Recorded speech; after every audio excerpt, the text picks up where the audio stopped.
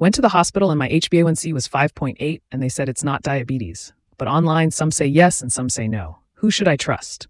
Okay, greetings to Mr. Huynton from Ford. To answer your question, we need to address 2 points. Point 1, does an HbA1c of 5.8 indicate diabetes? And point 2, who should you trust for medical advice? Point 1, does an HbA1c of 5.8 indicate diabetes? HbA1c is a special form of hemoglobin, formed by the combination of glucose and hemoglobin, HEM. HbA1c is found in red blood cells, with the task of transporting glucose and oxygen to different parts of the body. The formation of HbA1c occurs slowly at a rate of 0.05% per day and remains throughout the 120-day lifespan of red blood cells, with changes first noticeable after 4 weeks.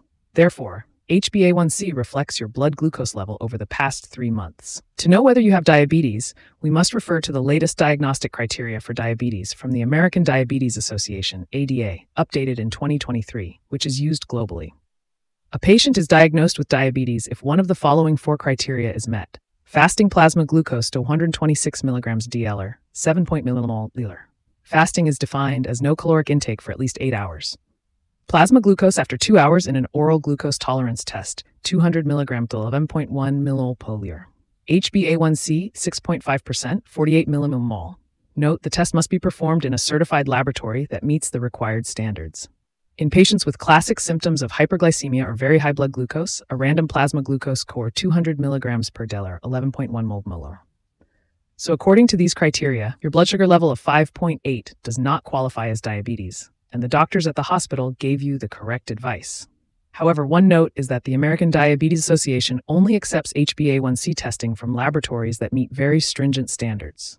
Only a few laboratories in Vietnam meet these criteria, so applying a single HbA1c result may not give a complete picture. I recommend that you visit a hospital to get additional fasting and random blood glucose tests in combination with the HbA1c test for a more accurate assessment. Point 2.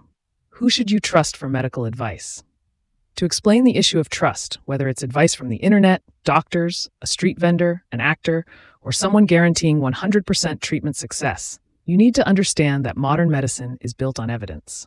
Doctors study hundreds and thousands of patients, and after many studies, they develop diagnostic and treatment protocols. Here's a pyramid showing the levels of trustworthiness in medical advice. At the bottom, you will see expert opinions. Background information, expert opinion, is the lowest level of evidence. It may be useful in some cases, but can be influenced by personal beliefs, opinions, and even politics. Above that are recommendations that have been compiled through research involving countless patients. At the top, the most trustworthy evidence is systematic reviews or comprehensive overviews. These protocols and updates from leading scientific organizations around the world are considered the strongest and highest quality evidence. To make it clearer, let's take the Vietnamese Society of Cardiology as an example. Do you know who is involved there? There are experts like Professor Dr. Huyen Van Minh, Professor Dr. Nguyen Lan Viet, ASIS, Professor Dr. Pham Nguyen Son, along with thousands of other top physicians. They spend years researching, discussing, and agreeing on recommendations for you. If you don't trust their advice and instead believe in the advice of a street vendor, singer, actor, or someone with traditional family experience guaranteeing 100% success, you're placing your trust in the wrong sources. Remember, expert opinions are trustworthy, but at the lowest level, so if I give you advice based on my personal opinion, don't trust it entirely. Yet, many people place complete trust in non-experts like vendors, singers, actors, or online personalities, even though they aren't experts.